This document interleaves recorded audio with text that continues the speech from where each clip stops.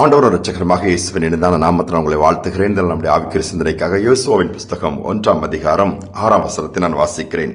பலம் கொண்டு திடமனதாயிரு, இந்த ஜனத்தின் பிதாக்களுக்கு நான் கொடுப்பேன் என்று ஆணையிட்ட தேசத்தை நீ இவர்களுக்கு பங்கிடுவாய். மோசே மரித்து விட்டார். அடுத்து கர்த்தர் யோசுவாவை அந்த ஸ்தானத்தில் எழுப்புகிறார். இஸ்ரேல் ஜனங்களை நடத்தி கொண்டு போய் கானானுக்குள் சேர்க்க வேண்டிய மிகப்பெரிய பொறுப்பு யோசுவாவின் கையில் விழுகிறது. ஆனால் யோசித்து பாருங்கள், யோசுவா ஏற்கனவே எகிப்தின் அடிமைத்தனத்திலிருந்து புறப்பட்டு வந்த ஒரு வாலிபன். வனாந்தரத்தில் நடந்த அத்தனை காரியங்களும் யோசுவாவுக்கு தெரியும். அந்த லட்சக்கணக்கான ஜனங்கள் பண்ணின முரட்டாட்டங்கள், மோசே அதன் மூலமாய் பட்ட பாடுகள், தேவனுக்கு விரோதம் அந்த கூட்டம் எழுந்து செய்த காரியங்கள் எல்லாவற்றையும் அறிந்திருந்த யோசுவா அந்த பொறுப்பை ஏற்க சற்று தயங்கியிருக்கும். ஐயோ, இந்த ஜனங்களா என்னால முடியவே முடியாது. ஆனா ஆண்டவர் அந்த யோசுவா பார்த்து திட்டமானதாயிரு, நான் அவன் கூட இருப்பேன்னு சொல்றாரு. அதோடு மட்டுமல்ல, ஏன் தெரியுமா, அத்தனை எகிப்திலிருந்து வந்த ஜனங்களும் வனாந்தரத்தில் மறித்து விடுகிறார்கள்.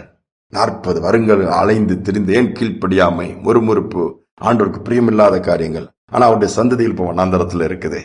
முற்பதாக ஆணையிட்டு கொடுத்த அந்த தேசத்தை நான் கொடுப்பேன்பா, நான் வாக்கு பண்ணியிருக்கேன், மாற மாட்டேன், நீ இந்த பிள்ளைகளை கூட்டிட்டு போ, இவளுக்கு அதை பிரித்து கொடுப்பாய், உன் கையில் அதை கொடுக்கிற அந்த பொறுப்புன்னு சொல்லும்போது திடமானதா இருந்த காரியத்தை நடத்துகிறார்.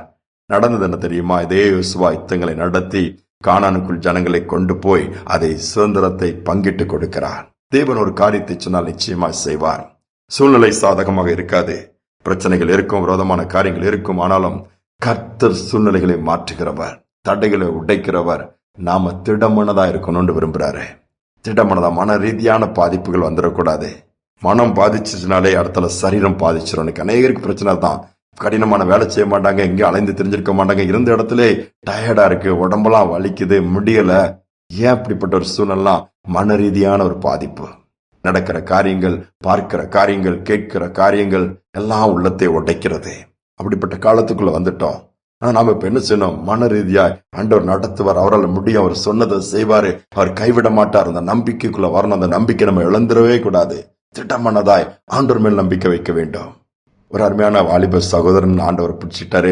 குடும்பமும் ஆண்டவருக்கு பயந்த குடும்பம்.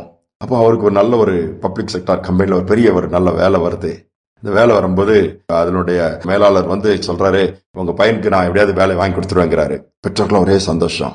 இவன் போறான், இன்டர்வியூல ஃபெயில் ஆயிருந்தான். திருப்பி ட்ரை பண்றான், அவனுக்கு செலக்டே ஆக அளவுக்கு இவனால அது சாதிக்கவே முடியல, ஒண்ணுமே பண்ண முடியல. என்ன பண்றது? நல்ல ஒரு வேலை கிடைக்கும்னு நினைச்சிருந்த மாதிரி ஒரு சோர்வு. ஆனாலும் கவலைப்படல. ஆண்டவர் சார்ந்திருந்தார். நடந்தது தெரியுமா, ஆண்டவர் வேற ஒரு டைரக்ஷன்ல அந்த சகோதரன் நடத்தினாரு. நடத்தி முழுவதுமாய் ஆண்டவருக்கு அந்த சகோதரன் ஒப்பு கொடுத்ததுனால பெரிய ஒரு வல்லமையான பாத்திரமா ஊழியரா மாத்திட்டாரு. அவரே சொல்றாரு, ஒருவேளை அந்த மாதிரி போயிருந்தா லைனே வேற மாதிரி போயிருக்கும், உலக பிரகாரமா ஆசீர்வாதத்தோடு வாழ்ந்திருப்பேன். ஆனா இன்னைக்கு உலக பிரகாரமான விதத்துல அநேக ஆயிரங்களுக்கு ஆசீர்வாதத்தை கொண்டு வர முடியுதுனால, அதோடு மட்டுமல்ல பரலோகத்தின் ஆசீர்வாதத்தையும் சுதந்திரிக்கக்கூடிய பாக்கியத்தை கர்த்தர் கொடுத்திருக்கிறான்னு சொல்லி, சில காரியங்கள் நடக்கலையே, சில காரியங்கள் தோற்று விட்டோமே, சில காரியங்கள் எதிர்பார்ப்பின்படி இல்லையேன்னு சொல்லி நீங்கள் புலம்பி அப்படியே உட்கார்ந்து விடாதுங்க. ஆண்டவர் எந்தோ அதை காட்டிலும் மேன்மையான ஒரு இடத்திற்கு உங்களை கொண்டு போய் வைக்க விரும்புகிறாரு. மேன்மையான காரியத்தை செய்ய விரும்புகிறாரு.